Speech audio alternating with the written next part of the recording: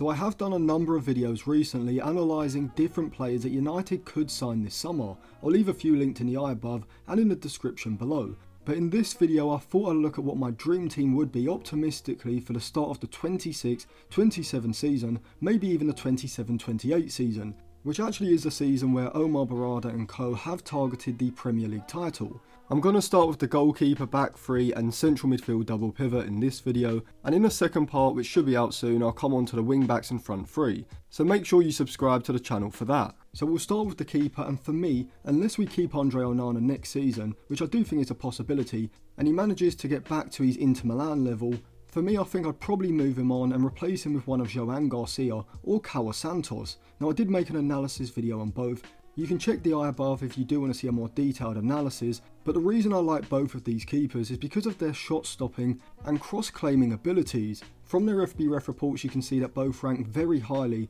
for their post-shot XG minus goals allowed and the percentage of crosses they've claimed. And in general I really like both keepers' techniques when it comes to their saving of shots. Firmly directed away from goal alongside having very good reflexes from close range as well. But before I carry on with the analysis, if you want to check out any cheap, good quality football jerseys, go over to dragonjersey.com. They sent me over one of their retro shirts, this Manchester United 2006-2007 long sleeved home shirt with Ronaldo 7 on the back, which may be my favourite jersey of all time, with Ronaldo's performance that season making it even more iconic. They've also got other retro and current season jerseys available, and depending on where you live you can get 7 to 12 day delivery time. If you use code Atlantis at checkout you will get a discount for a limited time, so I'll leave it linked in the description and in the comment section below. Now at the moment neither are elite when it comes to their ball playing ability, and I don't expect either of them to reach the level of Edison or Diogo Costa, but they are both more than competent with their short passing, playing out of pressure,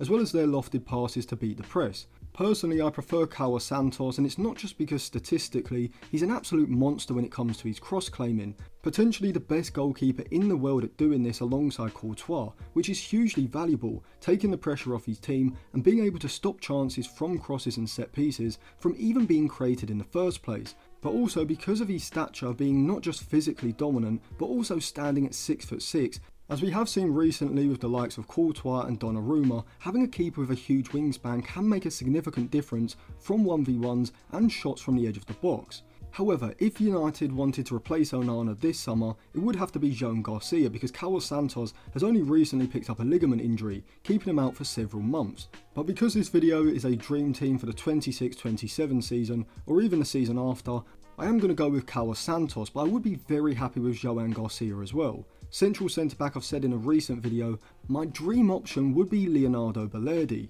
A typically South American defender in nature, aggressive, front foot and high volume when it comes to both his tackles and his interceptions, which his FBref report shows clearly, and he's also dominant from aerial situations as well, which is a massive bonus. However, of course it is his ball playing ability that I think can make him a key player for Ruben Amorim, as his ball carrying, dribbling and progressive passing ability would enable him to play a more adventurous libero role, being given the attacking freedom to push further forward and join the attack, which would allow United to create overloads, but also release Balerdi as a free man in behind the opposition's midfield line when they are pressing United aggressively in the build-up phase, with Balerdi able to make powerful runs from deep, moving off of the back of the frontline pressers, looking to receive the ball as a free man in the space behind the midfield in the middle third. Now Balerdi is also very well suited to playing in a high back line, using his recovery pace and tackling ability to sweep up passes in behind, but generally because of how aggressive and front foot he is, you want him being more of a stopper centre back than a covering centre back, and either side of him having two wider centre backs who are comfortable in the recovery, using their pace and anticipation to sweep up and cover Balerdi when he steps out of the defensive line. And I think both Lenny Yoro and De Ligt would suit this role on the right side, and on the left side, whilst a fully fit Lisandro Martinez is certainly a very good option, particularly in possession, I do think from a defensive point of view as a wide centre back he could be upgraded, as ideally I think United would benefit greatly from having a left-sided centre-back with greater physicality, pace, aerial dominance and crucially the ability to defend space in the channels in 1v1 situations. I think both Kokonki and Aiden Heaven do have the potential to play this role very well, although given how young both players are, I think it's probably a bit too early to have them as starting players in a title challenging side by 2026 or 2027. And so my first choice option, as I've said many times over the years, would be Alessandro Bastoni, with Nico Schotterbeck as my second choice. Bastoni is 26 and has a contract until 2028, and so whilst it is unlikely this summer, maybe next summer he could be ready for a new challenge, especially if Inzaghi was to leave, and he would be absolutely perfect as a left-sided centre-back in a back three, better than Lisandro Martinez defensively and aerially, but also offering something different in possession. See, Martinez is a fantastic, incisive and creative passer, but so is Bastoni, and if you look at his output from his FB ref report, it's frankly obscene, with him ranking in at least the top 5% of centre-backs in Europe for pretty much every significant progressive passing metric. You really can't get much better than that statistically. Also, unlike Martinez, who primarily is a creative threat in the middle third, when progressing the ball into the final third, Bastoni is also a significant creative weapon when he gets into the final third as well, as his XG assisted assists, key passes, crosses and passes into the penalty area all show. But that's not it, as he also has an exceptional passing range when it comes to switches of play and through balls, but also because he is one of the, if not the most athletic centre-backs in world football, a real hybrid between a fullback and a centre-back, he is also capable of progressing the ball by powerfully driving into open space,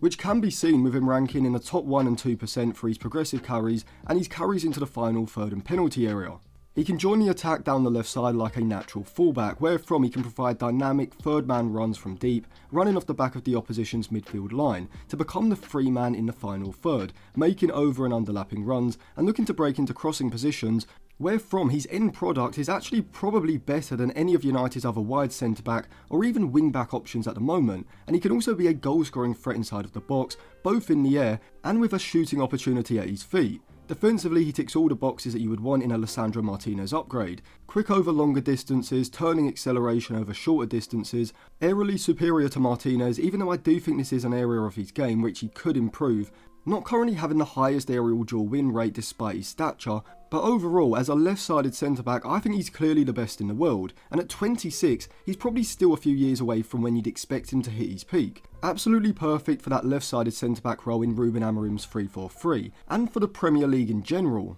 So Carlos Santos in goal, Yoro or De Ligt the right-sided centre-back, Valerdi central, Bastoni on the left side, Heaven and Kokonki as the understudies to Bastoni, with Mazraoui likely being the player we would have to move on, mainly because of his age, as he would be 28 in November, and we are stacked with quality right-sided centre-backs in the squad, and we probably could pick up some profit on Mazraoui next summer to then reinvest. In the midfield double pivot, I think ideally we need 2 new starting central midfielders in the long term. I think Agate should stay next season, but I think in the summer of 2026, we should be looking to move him on and reinvest the money, because I just don't think he suits what Ruben Amorim needs from the midfield double pivot. Yes, he is a fantastic presser, arguably being one of the, if not the best in Europe when it comes to being able to anticipate a square pass into one of the opposition central midfielders, jumping forward assertively to then win the ball back with an interception or a robust standing tackle. But in possession, he's just far too limited, particularly in the build-up phase when it comes to receiving the ball with his back to goal under pressure, as we saw in the first 30 minutes of the Athletic Bilbao game. Some people seem to think that Agate is perfect for Amorim, simply because he played under him at Sporting, but it's just not the case, and people who watched Amorim's Sporting side can easily see that, as firstly, Amorim's possession strategy is heavily reliant on playing passes through the centre of the pitch, therefore requiring a high level of technical ability and press resistance from the midfield double pivot, which Agate just doesn't have, nor does he have the progressive passing ability either, which can be seen statistically from his FB ref report. Also, Amorim's Sporting side were actually better when Agate wasn't there. He played under Amorim in 21-22 and 22-23, when Sporting finished 2nd and 4th respectively. But the season before Agate arrived in 2021 and after in 23-24, Sporting won the league both times, and so results wise the theory doesn't stack up either. Is Agate a good player? As a ball winner, yes, but he's certainly not ideal for what Amorim needs. Adam Walton and Carlos Baleba would be my dream double pivot, but even in this dream scenario for 26-27 or 27-28, Baleba's price tag of 85 million up to maybe £100 million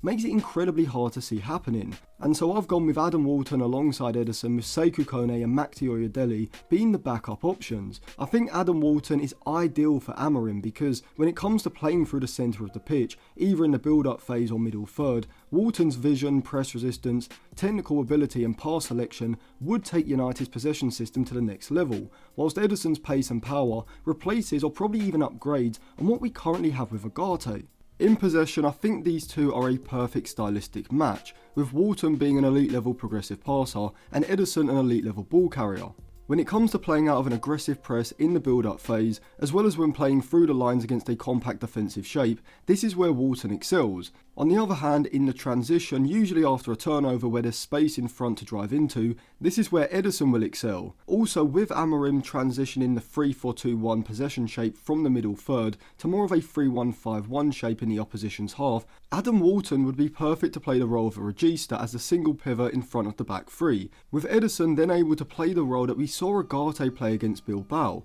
pushing up between the lines, looking to combine with the centre forward and the two interior forwards either side. But also, from a defensive point of view, I think Wharton and Ederson's style are well suited to each other as well. Wharton's defensive style, like Ugarte, is more of an aggressive front foot one, with his FB ref report showing a player who completes a high volume of defensive actions when it comes to tackles dribbled and making interceptions, whilst Ederson has more of a covering defensive style, not as high volume when it comes to putting in tackles and interceptions, but very reliable in 1v1s against dribblers in open space, which combined with his speed over shorter and longer distances makes him the optimal stylistic partner for Wharton, allowing the Palace man to push higher up and looking to win the ball back in the press, whilst he sits behind looking to shuttle across and sweep up any attacks that get in behind Wharton and the frontline press. And so overall, I think a midfield double pivot of Wharton and Ederson covers all bases, both in and out of possession, and Oyedele and Kone both have the athleticism, defensive qualities, physicality and the progressive passing ability